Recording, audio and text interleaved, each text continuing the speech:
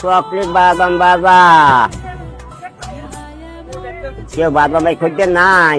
এখন তার বয়স ৭৭ বছর হলেও ৬৬ বছর ধরেই চলছে তার জীবন সংগ্রাম। নিঃসন্তান ও জন্মান্ধ আব্দুল গফুর মল্লিকের এই বয়সেও নারকেলের নাড়ু আর বাদাম বিক্রি করতে হচ্ছে ট্রেনে চড়ে চড়ে। তখন তার বয়স মাত্র ১১ বছর। তখনই তিনি শিশুমনে সংকল্পবদ্ধ হন যে কখনো তিনি ভিক্ষা করবেন না।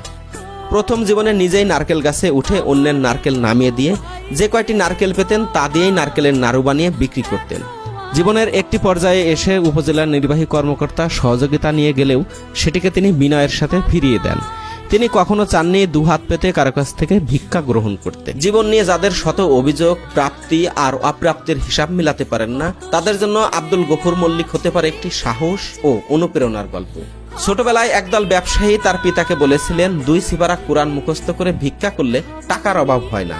সেই ১১ বছর বয়সেই তিনি বলে উঠেছিলেন, আমি কখনো হাত পাতা ব্যবসা করব না। তিনি এখনো বলেন ও হৃদয়ে বিশ্বাস করেন, নবীর শিক্ষা করিও না ভিক্ষা। কত সুখ